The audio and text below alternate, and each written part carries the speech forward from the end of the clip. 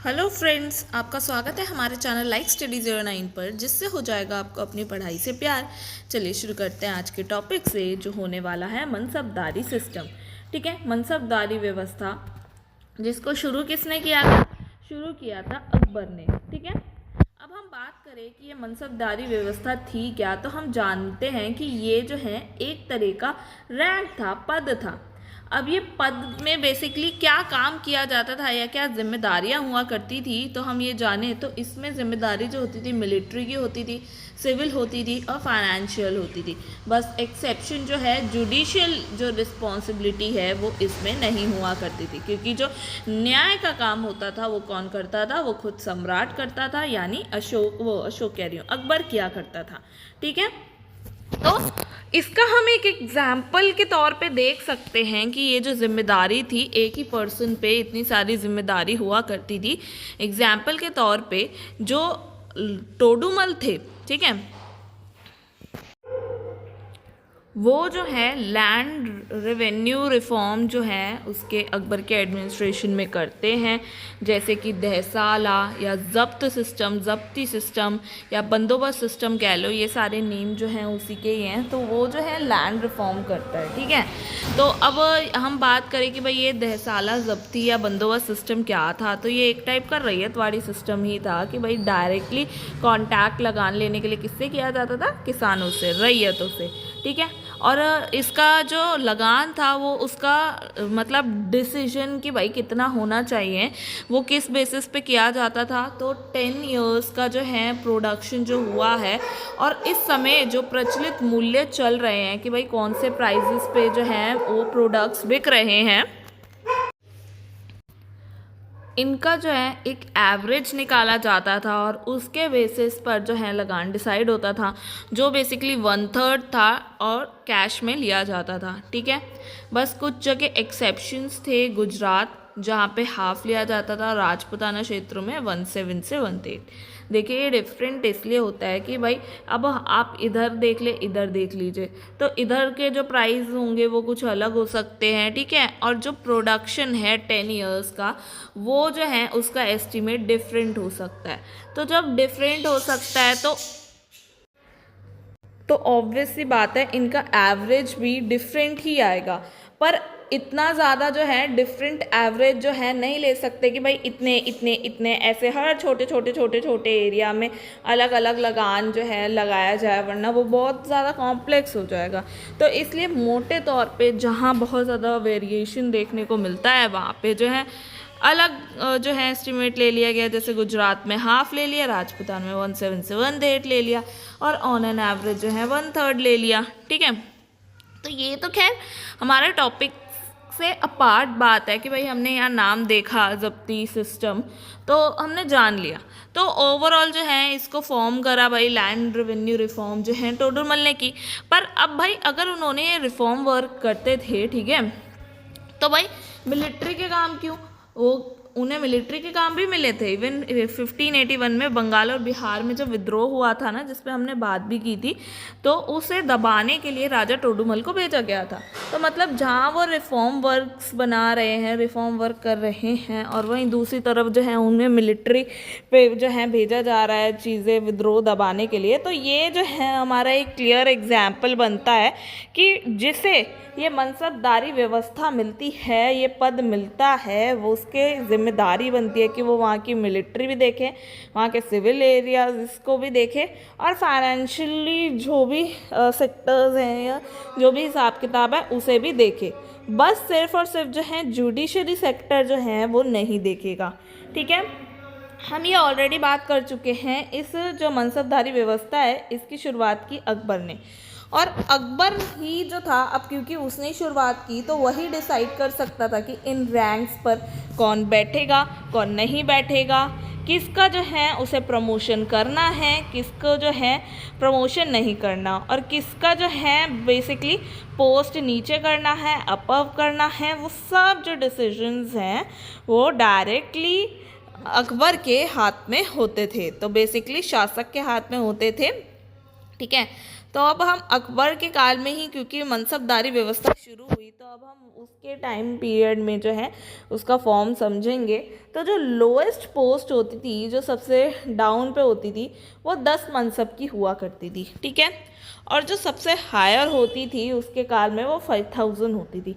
जो उसके ruling period में जो एंड टाइम था उस समय पर जो है बढ़ के जो है 7000 हो जाती है, और ये औरंगज़ेब तक जो है चलती रहती है 7000 वाली, और बढ़ती रहती हैं। तो अब हम बात करें अकबर के टाइम पीरियड में, तो जो 7000 मनसब बेसिकली हाइयर जो है हाईएस्ट मनसब लिए थे वो कौन थे, तो राजा मान सिंह और मिर्ज़ा अजीज़ कोकिया, ठीक है। तो आगे हम बात करें कि ये जो मनसब थे, वो मनसबदारी व्यवस्था जो थी, ये तकरीबन 3 कैटेगरीज या टाइप्स कह लीजिए उसमें बांटी जा सकती थी, ठीक है। जिसमें हम देखते हैं जो अबुल फजल था, उनका कोर्ट हिस्टोरियन, उसने बताया कि मनसबदारी की तकरीबन 33 श्रेणियां जो हैं उपलब्ध थी, ठीक है। तो अब हम 33 की 33 तो नहीं जानेंगे या उसके बारे में तो नहीं पढ़ेंगे, बट हम ब्रॉडली उसकी जो 3 कैटेगरीज हैं या 3 श्रेणियां हैं उसके बारे में बात करेंगे। तो जो 5 और 10वीं मनसब से लेके तकरीबन 500वीं मनसब जो होती थी, 500 तक जो मिलती थी, उसे मनसबदार बोलते थे। वैसे तो देखो सभी को ही मनसबदार बोलते थे, पर फिर भी जब पोस्ट जो हो जाती थी, जिसके पास 2500 जो है मनसब आ जाती थी 500 से लेके, उसे अमीर कहा जाता था। और जिसके पास जो है 2500 से ओवरऑल पूरी 7000 तक आ जाती थी, वो अमीर उम्दा या उम्दाए आज़म कहलाता था, ठीक है। अब हम बात करते हैं कि भाई ये जो मनसबदारी व्यवस्था है, इसके अंतर्गत 2 प्रथाएं प्रचलित थी, या बेसिकली आप कह लीजिए कि ये फंक्शन कैसे करते थे, इनकी रैंक सिस्टम कैसे चलती थी। तो जो मनसबदार होता था, एग्जाम्पल के तौर पे देखिए, जिसके पास 10 रैंक है, ठीक है, क्योंकि सबसे लोएस्ट मनसबदारी कौन से नंबर की है, 10 नंबर की है ना। तो ये भी देखो एक टाइप की डेसिमल सिस्टम जैसी ही चलती है, जहाँ आप देखोगे कि ये सारे कैसे नंबर्स हैं, 0 0 0 0 वाले, ठीक है, एंड में, जो बेसिकली चंगेज़ खान के टाइम पे यूज़ किया जाता था, उसी को इन्होंने यहाँ पे बोरो किया था, ठीक है। तो ये जो मनसबदार है, सबसे लोएस्ट रैंक पे हमने देखा था 10 है। तो अब हम इसी का ही एग्जाम्पल लेते हैं। तो ये जो है 2 हिस्सों में बट गई, जिससे इनकी पूरी मनसबदारी जो है या उनकी पावर जो है, मनसबदारी जो सिस्टम में उनकी पावर है, वो डिसाइड होती थी कि भाई, क्योंकि ऐसे भी तो होता था कोई मनसब किसी से ज़्यादा बड़ा होता था, ज़्यादा पावरफुल होता था, ज़्यादा उसके पास में जो है रिसोर्सेज होते थे, किसी के पास कम होते थे। तो ये कैसे प्रीडिटरमाइन जो है उसे किया जाए, तो उसके लिए 2 सिस्टम थे, एक ज़त रैंक होती थी, एक सवार रैंक होती थी। मनसबदारों को जो है पर्टिकुलर इनकी जो ये रैंक है ऐसे ही डिसाइड होती थी, एक ज़त रैंक, एक सवार रैंक। तो जो ज़त रैंक होती थी वो किसको इंडिकेट करती थी, वो व्यक्ति के वेतन की, भाई उसे कितनी जो है सैलरी दी जा रही है, और उसकी पद में जो है स्थिति क्या है, उसकी कंडीशन क्या है। तो ओवरऑल जो है ये जो मनसब रैंक है ना, यही ज़त रैंक है, क्योंकि यही जो है रिप्रेजेंट कर रही है कि उसकी पद की स्थिति क्या है। क्योंकि अगर ये 10 है या फिर ये 500 है, ये 7000 है, जो भी है, ये इंडिकेट कर रही है कि भाई मनसबदार को कितनी जो है उसकी पद की स्थिति क्या है और उसका वेतन क्या है, ठीक है। तो ये जो होता है ज़त, ठीक है। अब ये ज़त रैंक जो है मनसबदारी रैंक ही होती है। एग्जाम्पल के तौर पे अगर हमने ऊपर 10 देखा, मनसब 10 है, तो उसकी ज़त रैंक भी 10 होगी। तो ये तो क्लियर हो गया। अब बात आती है सवार की, ठीक है। तो सवार जो है रिप्रेजेंट करता है कि भाई उनके पास कितने घुड़सवार दस्तों की संख्या होगी, ठीक है।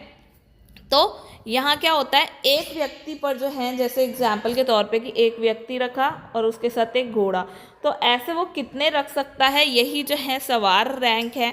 तो वो जितने रखता है उसकी रैंक उस हिसाब से बनती है, ठीक है। तो एक व्यक्ति पर जो है तकरीबन आगे चल के जो है 2 घोड़े रखने पर जो है बल दिया जाता है, अदरवाइज जो है उनकी जो सवार रैंक है वो हाफ मानी जाती है। तो एग्जाम्पल के तौर पे उसने 10 व्यक्ति और 10 घोड़े रखे हैं, तो वो जो है उसकी रैंक जो है जत तो 10 हो गई, मनसबदारी भी उसकी 10 हो गई, पर उसकी सवार रैंक जो है वो 10 नहीं मानी जाएगी, क्योंकि हमने कहा ना वो हाफ मान ली जाएगी अगर उसने 2 घोड़े नहीं रखे, मतलब 10 व्यक्ति पे 20 घोड़े नहीं रखे, मतलब हर एक पे 2-2 नहीं रखे, तो ये जो 10 है ये किस में कन्वर्ट हो जाएगा, हाफ हो जाएगा, ठीक है, 10 का हाफ हो जाएगा 5, तो सवार रैंक हो जाएगी 5। तो आगे चल के देखो 2 घोड़े एक व्यक्ति पे रखने को इसलिए बोला कि भाई जब आर्मी में ये बहुत केयरफुली देखते थे कि भाई घोड़े जो हों अच्छी किस्म के हों, जब वॉर हो तो भाई दिक्कत परेशानी ना हो, तो अब भाई पर कितने भी अच्छे आप रख लो, पर उसे आप भगाओगे, उससे पूरा काम करवाओगे तो एक समय बाद घोड़ा तो थकेगा ना, पर वॉर तो चलती रहेगी ना। तो इसीलिए जब वो घोड़ा जो है थक जाए तो उसको रेस्ट देने के लिए दूसरा वो पर्सन है दूसरे घोड़े का यूज़ कर लेगा, और तब तक वो रेस्ट कर लेगा, फिर वो ऐसे रिप्लेस ये अदला बदली करते रहेंगे। तो इसीलिए जो है सवार को 2 घोड़े रखने के लिए कहा गया। तो अभी हमने जो ये समझा कि भाई जद जो है 10 है, सवार 10 है, तब होगी जब 10 लोग जो है 20 घोड़े रखेंगे, जो अभी मैंने समझाया था। अगर 10 पर 10 घोड़े रखेंगे तो सवार रैंक 10 ना होकर 5 हो जाएगी, ठीक है। अब हम बात करते हैं ये जो जत है और ये सवार रैंक है, ये दोनों को देखते हुए जो है प्रत्येक मनसब जो है 3 कैटेगरी में बढ़ जाती है, क्योंकि आप खुद ही देख लीजिए, जत तो हमें क्लियर हो गया कि भाई जो मनसब रैंक होगी वही हो जाएगा। अब जैसे एग्जाम्पल के तौर पर 10 है तो भाई जत भी जो क्या है वो 10 है, पर सवार तो ये डिसाइडेड नहीं है ना, वो तो आप 3 पॉसिबिलिटीज़ बनती हैं, या तो सवार कम होंगे उनके पास उनकी जत रैंक के हिसाब से, है ना, या तो बराबर होंगे, अगर जत 10 है तो सवार भी उनके पास 10 होंगे, ठीक है, या फिर एक पॉसिबिलिटी ये भी हो सकती है सवार उनके पास ज़्यादा हो उनकी जत रैंक के कंपेयर में। तो इसी वजह से इन 3 पॉसिबिलिटीज़ को देखते हुए जो है 3 कैटेगरीज जो हैं बनती हैं मनसबदारी में भी उसकी रैंक में, कि भाई फर्स्ट कैटेगरी का कौन सा मनसब होता है अगर उसकी जो सवार रैंक है उसकी ज़त रैंक के इक्वल होती है। तो हमने अभी तक एग्जाम्पल 10 से ही लिया है, तो 10 उसकी अगर सवार रैंक है और जत रैंक है दोनों इक्वल हैं तो वो फर्स्ट कैटेगरी के हैं, ठीक है। सेकंड कैटेगरी क्या है, जब सवार रैंक जो है वो बेसिकली किसकी आधी है, जत रैंक की, ठीक है, आधी से ज़्यादा है। तो अगर जत रैंक 10 है तो ये अगर 5 से ज़्यादा है, चाहे 6 हो, 7 हो, 8 हो, 9 हो, ठीक है, बस 10 ना हो, क्योंकि 10 और 10 इक्वल हो गया ना, तो वो फर्स्ट कैटेगरी हो गया। बस ये जो है जत रैंक के हाफ से ज़्यादा हो तो ये सवार रैंक सेकंड कैटेगरी होती है। और वहीं अगर ये जो सवार रैंक है ये जत रैंक के हाफ से भी कम हो, एग्जाम्पल के तौर पे जो जत है वो 10 है और ये जो है 5 से भी कम है, जैसे एग्जाम्पल मान लो उसके पास 2 ही सवार हैं, 3 ही सवार हैं या 4 ही सवार हैं, तो ये जो है थर्ड कैटेगरी की मनसब जो है कहलाएगी। मतलब अब क्या होगा, 10वीं रैंक में भी पर्टिकुलरली ये फर्स्ट रैंक जो है फर्स्ट रैंक का मनसब होगा, सेकंड रैंक का मनसब होगा, या थर्ड कैटेगरी का मनसब होगा, ठीक है। इसमें भी सब डिविजन्स हो गए। तो अब हमने ये तो देख लिया सिस्टम उन्होंने किस तरीके से हिसाब किताब बनाया था कि इन रैंक के बेसिस पे बेसिकली उसको रिस्पॉन्सिबिलिटीज़ जो हैं वो बांटी गई कि भाई वो कितनी जो है सवार रखे, कितनी सेना रखे, ठीक है, तो उसका स्टेटस किस तरीके से डिसाइड होगा और उसकी सैलरी उसी बेसिस पे डिसाइडेड होगी, ठीक है। तो ये तो हो गया। अब जो भी कोई मनसबदार बनेगा, चाहे कोई भी बने, 10 रैंक वाला हो या फिर जो है 500 रैंक वाला हो, ठीक है, या 7000 रैंक वाला हो, कोई भी हो, वो उसकी जिम्मेदारी होगी क्या, काम क्या करेगा। तो भाई उनका सबसे पहला काम जो हमने देख ही लिया, भाई सवारों को नियुक्त करना उनका जो है काम होता है। अब सवार जो नियुक्त करेगा तो उसके लिए भाई ज़रूरी है अच्छी किस्म के घोड़े जो हैं वो लाए, और जो इंसान हो जो भी वो अपॉइंट कर रहा है एज अ सवार वो काफ़ी एक्सपीरियंस्ड हो, ठीक है। क्योंकि भाई अगर वो एक्सपीरियंस नहीं होगा तो उनकी हार की पॉसिबिलिटीज़ बढ़ जाएंगी ना। तो इसीलिए इस चीज़ को देखना जो है मनसबदार की जो है जिम्मेदारी होती है। तो अब ये कैसे पता लगे कि भाई अच्छी किस्म के घोड़े हैं, तो इसके लिए जो है एक इम्पीरियल ब्रांडिंग की जाती थी, जिसे दाग कहा जाता था। बेसिकली घोड़े पे जो है दाग दिया जाता था, ताकि ये पता लग जाता था कि ये घोड़ा जो है ये इम्पीरियल ब्रांडिंग के साथ है, ये शासक का जो है घोड़ा है, या इन बेसिकली इस मुग़ल एडमिनिस्ट्रेशन का जो है घोड़ा है। ठीक है, ये ऐसी आम घोड़ा नहीं है। तो ये जो हैं काफ़ी अरब वगैरह से मंगाए जाते थे स्पेशल ब्रीड के घोड़े। ठीक है, तो उन्हें दाग दिया जाता था, जो बेसिकली अलाउद्दीन खिलजी ने जो है शुरू किया था दाग व्यवस्था। और ये जो चेहरा व्यवस्था है, बेसिकली चेहरा व्यवस्था क्या, जो भी व्यक्ति की भर्ती की जाती है उसका एक डिस्क्रिप्शन रोल तैयार किया जाता है, जैसे एक फ़ोटो सी बना ली जाती है, जिसके थ्रू बेसिकली उन्हें ये क्लियर रहता है कि ये पर्सन जो है हमारी मनसबदारी कह लो, या फिर हमारे एडमिनिस्ट्रेशन का जो है भाग है, जिसे जो है उस समय पे अलाउद्दीन खिलजी के टाइम पे जो है हुलिया कहा जाता था। बाकी दाग और हुलिया कहा जाता था, यहाँ पे दाग और चेहरा कहा जाता है। ठीक है, तो ये अलाउद्दीन खिलजी के टाइम से जो है बोरो की गई है। ये एक जिम्मेदारी हो गई। अब क्या सिर्फ यही जिम्मेदारी है कि भाई अपॉइंटमेंट्स कर दे? नहीं, उसको जो है कॉन्टिजेंट जो है उसको मेंटेन रखना भी उस मनसबदार की ही जिम्मेदारी होती थी। बेसिकली सैन्य दल जो होते हैं, सिर्फ पर्सन टू पर्सन अपॉइंट करना इनफ नहीं है, उनके ग्रुपिंग भी करना कि भाई ये तुम्हारा ग्रुप है, ये तुम्हारा ग्रुप है, ये दल यहाँ जाएगा, ये दल वहाँ जाएगा, ये तुम जो है इस चीज़ में अच्छे हो तो तुम ये करो। तो बेसिकली कैटेगराइजेशन करना और प्रॉपर दल बनाना, ये इन सब को मेंटेन करना कि भाई उनमें रिवॉल्ट ना हो। ठीक है, तो ये सारी चीज़ें देखना भी एक मनसबदार का काम था, जिसमें जो है सवार हो गया, तीरंदाज हो गए, बंदूकची हो गए, ये सारे जो हैं इंक्लूड होते थे। क्योंकि सिर्फ और सिर्फ घोड़े जमा करके क्या करोगे, उसमें आपको एक सेना बनानी है, तो आपको सब तरीके के लोग चाहिए भाई, जो तोप चला सके, जो बंदूक चला सकें, जो तीरंदाजी कर सकें। ठीक है, जो भाई सवार हो सके, घोड़े हो सके, जो तलवार चला सके। तो ऐसे हर एक पूरी कैटेगरी बनानी पड़ेगी ना, तभी जाके वॉर इफेक्टिव होगी। तो वही सैन्य दल जो है बनाए जाते थे। अब इन दलों की जो है रिक्रूटमेंट के लिए अकबर ने ये स्पेशली निर्देश दिए थे कि भाई ये जो आप पूरा ग्रुप बना रहे हो, जिसे भी अपॉइंट कर रहे हो, वो देखो कुछ मुगल्स होने चाहिए, कुछ तो वो पठान होने चाहिए, कुछ तो वो हिंदुस्तानी होने चाहिए, और उनमें से कुछ राजपूत होने चाहिए, ताकि जो है कॉन्टिजेंट में जो है किसी भी तरह का विद्रोह ना हो। क्योंकि फिर ना क्या होता है, रीजनलिज्म की या फिर ट्राइबलिज्म की जो फीलिंग है ना, उनमें डेवलप होने लगेगी। मान लो सारे के सारे राजपूत होंगे तो वो अपनी गुटबाजी करना शुरू कर देंगे, या सारे के सारे पठान होंगे तो वो गुटबाजी शुरू कर देंगे, या फिर मुग़ल ही मुग़ल होंगे तो गुटबाजी शुरू हो जाएगी। तो फिर सेना जो है उसकी वीक हो जाएगी।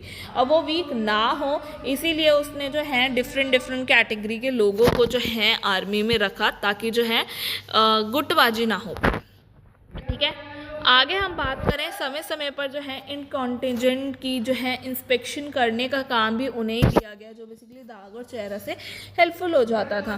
ठीक है, तो आगे हम बात करें कि भाई हमने ये भी देख लिया कि उनकी रिस्पॉन्सिबिलिटीज़ क्या होती हैं। तो इन सब के लिए भाई रिक्रूटमेंट कर रहे हैं, मेंटेनेंस कर रहे हैं, तो क्या फ्री में हो जाएगी? डेफिनेटली नॉट, खर्चा तो लगेगा। तो खर्चा मिल कहाँ से रहा है कि भाई ये सारे खर्चे के लिए उन्हें, क्योंकि अगर मनसबदार ये सब डील कर रहा है तो वो ऐसे तो करेगा नहीं कि चल यार तू काम कर, तेरे को पैसा जो है बादशाह अकबर दे देंगे, ऐसे तो नहीं होगा ना। तो उस सबको डील करने के लिए अगर उसे काम करवाना है तो पैसा भी उसे देना पड़ेगा, ताकि भाई सामने वाला आपको सीरियस ले। तो अब उसके पास ये सब पैसा कहाँ से आता है, या क्या क्या सोर्सेस बनते हैं, तो हम देखें तो एक तो कॉन्टिजेंट सैलरी जो है पे होती है उसे कैश में, ठीक है, गवर्नमेंट के थ्रू। वहीं जो है इसे कुछ पर्सनल सैलरी भी दी जाती है मनसबदार को, ठीक है, जो किस पे बेस्ड होती है, जो ज़त रैंक होती है। जो जिसके पास 10 होगी उसका हिसाब अलग होगा, जिसके पास 500 होगी उसका हिसाब अलग होगा, जिस पे 5000 होगी उसका हिसाब अलग होगा, 7000 का अलग होगा। तो बेसिकली इसकी सैलरी इससे ज़्यादा होगी, इसकी सैलरी इससे ज़्यादा होगी। तो ये सब जो है उसकी ज़त रैंक पर बेस्ड है। ठीक है, अब पॉइंट क्या है, ये जो ज़त रैंक है या पर्सनल सैलरीज हैं, ये या तो इन्हें कैश के फॉर्म में मिलती है या फिर जागीर की फॉर्म में मिलती है, इन दोनों ही फॉर्म में मिलती है। और ये जो कॉन्टीजेंट सैलरी है ये तो कैश में पे होती ही है, ठीक है। तो ये सब असाइन कौन करता है कि भाई अगर हम स्पेसिफिकली कैश या फिर जागीर की बात करें तो ये असाइन करता है शासक, ठीक है। जिसकी जो है बेसिकली वो क्या करते हैं, एक लैंड रेवेन्यू जो है कलेक्ट जो होता है उसके थ्रू जो है या तो कैश में दे देते हैं या तो भाई जागीर दे देते हैं कि तुम भाई लैंड रेवेन्यू कलेक्ट करो, ये भी रिस्पॉन्सिबिलिटी दे देते हैं। और फिर जो है उससे हिसाब जो बनता है अपनी सैलरी रखो और जितना भी तुम्हें मेंटेन करने के लिए चाहिए उनका हिसाब किताब होता है कि कॉन्टीजेंट सैलरी के लिए। तो ये सब भी जो है आप लो और बाकी कुछ हिस्सा जो है गवर्नमेंट को जाके सबमिट कर दो, है ना। तो ये जो है अब ये जो राइट लैंड पर दिया गया ये हेरिडिटी नहीं था, ठीक है। हेरिडिटरी ये नहीं था कि भाई इसके बाद इसके बच्चे को मिलेगा, नहीं भाई आप मनसबदारी किसके पास है, उसकी जिम्मेदारी किसके पास है, अगर आपके पास है या वो उस पर्टिकुलर पर्सन के पास है तो वो जिम्मेदारी लैंड की या उसके राइट्स भी उसी पर्सन को मिलेंगे ना, फिर सेकंड पर्सन को थोड़े मिलेंगे कि उसके बच्चे को मिले। या तो मिल सकते हैं अगर वो भी आगे चल के मनसबदार बन जाता है और उसी रैंक पर बन जाता है, और या फिर अगर रैंक लो या हाई हो तो दूसरी लैंड मिल सकती है, पर हेरिडिटरियल राइट तो नहीं है ना। तो अब ये तो खर्चे हो ही गए, ठीक है। एक तो उनकी पर्सनल सैलरी हो गई, कॉन्टीजेंट सैलरी हो गई, बट कुछ ऐसे भी खर्चे होते थे जैसे ट्रांसपोर्ट के खर्चे कि भाई आप सेना को लेके जा रहे हो तो ट्रांसपोर्ट होगा, कार्ट्स चाहिए होंगी, कुछ हाथी वगैरह चाहिए होंगे, घोड़े वगैरह चाहिए होंगे, ऐसे तो बेसिकली ट्रांसपोर्ट करने के काम है। कैमल्स चाहिए होंगे जो उनका सामान ले लेके जाए, क्योंकि भाई इतनी दूर दूर वो जाते थे अपनी पूरी आर्मी को लेके, तो हिसाब किताब तो करना पड़ेगा ना, खाना पीना हर चीज़ का। तो इस सब पे भी तो खर्चा होता था। अब इस सब का खर्च का हिसाब किताब क्या होता था, तो वो भी पहले शुरू में तो भाई देखो ये मनसबदार जो हैं ये पे किया करते थे जो भी उन्हें पैसा मिलता था उसके थ्रू, पर आगे चल के ये सेंट्रली मेंटेन होने लगा।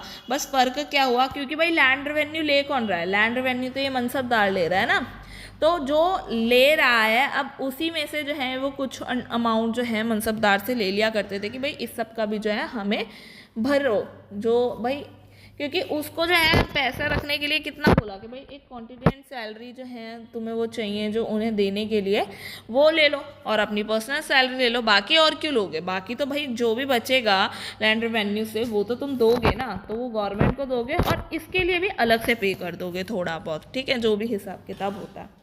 तो ये जो है ये तो इनका तरीका था। अब हम बात करें कि भाई ये पर्टिकुलरली जागीर, तो इसको भी हम एक बार ही डिटेल में देख लेते हैं कि ठीक है जागीर का क्या हिसाब था। तो ये जो जागीरदारी सिस्टम था तो इतना तो आप समझ गए हो कि मनसबदारी सिस्टम का ही ये एक हिस्सा था, ठीक है, क्योंकि ये जो है एक यूनिट ऑफ लैंड थी कि भाई एक यूनिट है लैंड की जिस पे जो रेवेन्यू है या लगान है वो मनसबदार को लाके देना होता था और अपनी सैलरी इसी में से निकालनी होती थी, क्योंकि भाई जब उसे कैश में नहीं मिल रहा है, अगर उसे कैश में नहीं मिल रहा तो उसको जागीर के फॉर्म में मिल रहा है, तो जागीरदारी सिस्टम ऐसे ही तो इवॉल्व हुआ। अब देखो मनसबदार के पास में जो है बेसिकली काफ़ी रिस्पॉन्सिबिलिटीज़ है ना, तो भाई इतनी रिस्पॉन्सिबिलिटी कैसे मैनेज करेगा, है ना।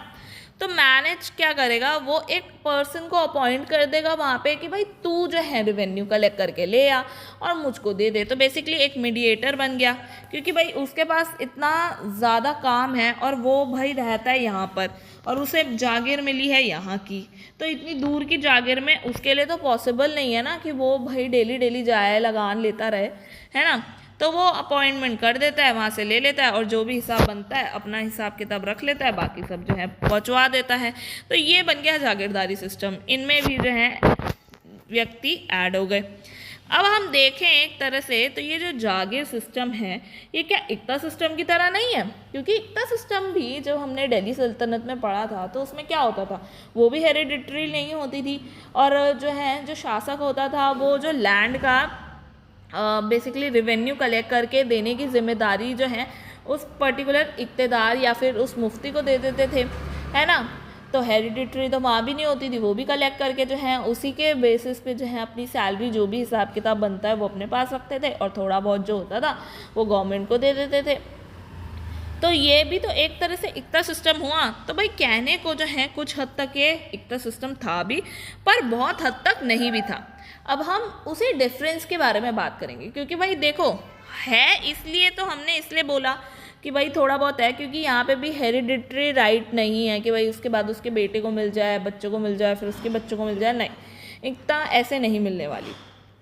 और इक्ता की तरह ये जो जागीरदारी सिस्टम है इसमें भी लैंड रेवेन्यू के राइट्स जो हैं लेने के, वो उस पर्टिकुलर होल्डर को दे दिए जाते थे, जैसे इक्तेदार या फिर यहाँ पे मनसबदार, उसको दे दिए जाते थे। तो ये चीज़ सिमिलैरिटी थी, बट क्या जो है अब डिफरेंस था इक्ता और हम कह लें ये जो जागीरदारी सिस्टम था, तभी तो नेम भी डिफरेंट है। तो भाई डिफरेंस ये था कि भाई इक्तेदार जो होता था वो अपनी इक्ता में ही रह के लैंड रेवेन्यू कलेक्ट किया करता था, ठीक है। अगर उसे भाई मान लो बदायूं का इक्तेदार बनाया तो वो बदायूं में ही मिलेगा आपको, वो ये नहीं है कि भाई कहीं और किसी और स्टेट में रह रहा होगा। हम कई बार पढ़ते थे ना कि भाई अलाउद्दीन जब मतलब उससे पहले जो शासक था तो वो उसका जब डेथ हुआ तो अलाउद्दीन जो है उस समय बदायूं था। तो ऐसे ऐसे हमने कई सारे रेफरेंस पढ़े हैं कि भाई जब कोई शासक जो है चेंज होता है तो कोई कहीं होता है, कोई कहीं होता है। तो हमने इस तरीके से काफ़ी सारी चीज़ें पढ़ी थी। तो वो किस लिए, क्योंकि भाई इक्तेदार अगर आपको वहाँ का बनाया गया है तो आपको वहाँ की लैंड देती थी जाती थी और आपको वहाँ रह रह के कलेक्शन करना होता था। तो वो हर जगह जो जहाँ जहाँ की भी उन्हें इक्ता मिल जाती थी वो वहाँ पे रह के जो है उसका कलेक्शन किया करते थे। पर अब भाई बात करें मनसबदारी सिस्टम की, तो भाई मनसब अगर उनकी ज़्यादा है तो लैंड भी हो सकती है ज़्यादा। तो ऑन दैट सिचुएशन तो वो जो है पर्टिकुलरली तो रह नहीं सकता। अब मान लो वो 9 रत्नों में से एक है तो वो तो भाई अकबर के दरबार में रहेगा ना, या फिर उधर लगान लेता फिरेगा, उसके पास तो और भी ज़्यादा रिस्पॉन्सिबिलिटीज़ है ना। तो इसीलिए क्या होता है मनसबदारी जो है असाइन कर देते थे, एक जागीरदार को नियुक्त कर देते थे और वही जो है रेवेन्यू उन्हें जमा करके ला के देता था और इनकी रिस्पॉन्सिबिलिटी होती थी कि ये जो है गवर्नमेंट को दे। तो यही डिफरेंस होता था। इसीलिए एक मनसबदार जो है जागीरदार तो हो सकता था पर एक जागीरदार जो है मनसबदार नहीं हो सकता था, ठीक है।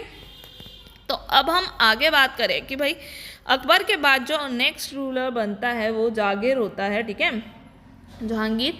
तो उसके काल में जो है क्या डिफरेंस आता है इस मनसबदारी सिस्टम में, तो इस समय पे जो है दुअस्पा और ये सियास्पा पे जो है उसने फोकस किया। बेसिकली 2 हॉर्सेस पर पर्सन और 3 हॉर्सेस पर पर्सन, देख रहे हो, तो 3 हॉर्सेस। तो इस समय होता क्या है, जो ये सवार रैंक है उसके लिए जो है उन्होंने मेंटेन करने के लिए डबल पेमेंट करनी जो है ट्रॉपर्स को शुरू की। क्योंकि भाई देखो एक पर्सन पे 3 हॉर्सेस भी तो हो गए ना, या बढ़ गए ना, 3, 2 या ये इतने हॉर्सेस भी तो बढ़ गए। तो अब जब इतने बढ़ गए तो ट्रॉपर्स भी बढ़ जाएंगे, हॉर्सेस भी बढ़ जाएंगे, तो खर्चा तो बढ़ेगा ही ना। तो अब जब खर्चा बढ़ेगा तो वो तो पैसा फिर ज़्यादा डिमांड करेंगे ना। जो सैलरी है वो तो है ही, बट इन सबको मेंटेन करने के लिए पैसा भी ज़्यादा लगने लगेगा।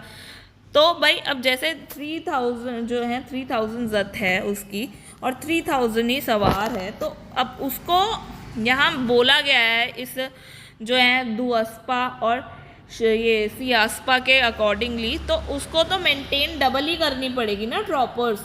तो वो तो डबल करनी पड़ेगी ताकि जो है उसकी 3000 सवार बन पाए। जैसे मैंने कहा था, ऊपर बताया था कि भाई हाफ हो जाती है अगर आप पे जो है हॉर्सेस कम है। एक हॉर्स अगर लगा हुआ है पर पर्सन पे तो वो हाफ मानी जाती है, तो उसको डबल तो करना पड़ेगा या फिर ट्रिपल करना पड़ेगा, तब जाके जो है उसका जो है सवार रैंक जो है उसकी ज़त रैंक के इक्वल जाएगा। तो अब उसको ट्रॉप ज़्यादा मेंटेन करनी पड़ी। अब ज़्यादा मेंटेन करनी पड़ी तो भाई ऑब्वियस सी बात है खर्चा भी ज़्यादा लगेगा। वो खर्चा क्या अपनी जेब से देगा, है ना, अपनी कितनी सैलरी से देगा वो तो भाई गवर्नमेंट से ही लेगा ना, मुगल सत्ता से लेगा। तो यहाँ पे इसीलिए आगे चल के क्या होता है, जागीरदारी जो है क्राइसिस आना शुरू हो जाते हैं आगे चल के। और यही जो है एक और कारण बनता है आगे मुग़ल साम्राज्य के पतन होने का, क्योंकि क्या होता है कि भाई जो जैसे ही मनसबदारी व्यवस्था जो है बढ़ने लगती है, बेसिकली मनसब बहुत ज़्यादा बढ़ जाते हैं, तो मनसबों के बढ़ने के साथ साथ जो है अब उन्हें जो है जागीर देनी पड़ रही है और उनके ट्रॉपर्स जो हैं वो ज़्यादा बढ़ते जा रहे हैं।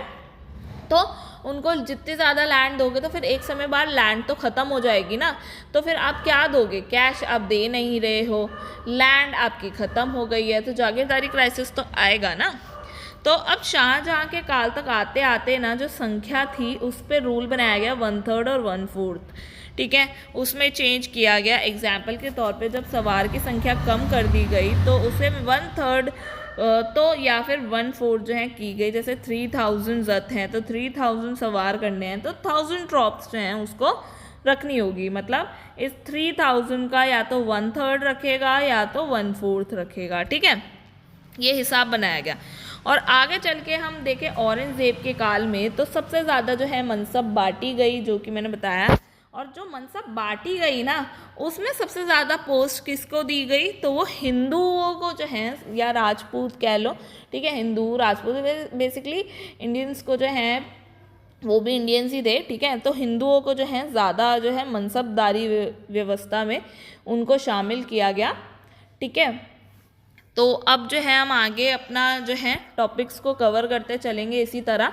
तो आई होप आपको आज की क्लास अच्छी लगी होगी। अगर आपको आज की क्लास अच्छी लगी तो प्लीज़ लाइक शेयर सब्सक्राइब करना ना भूलें, बेल आइकन को दबाना ना भूलें। मिलते हैं नेक्स्ट वीडियो में, तब तक के लिए गुड बाय।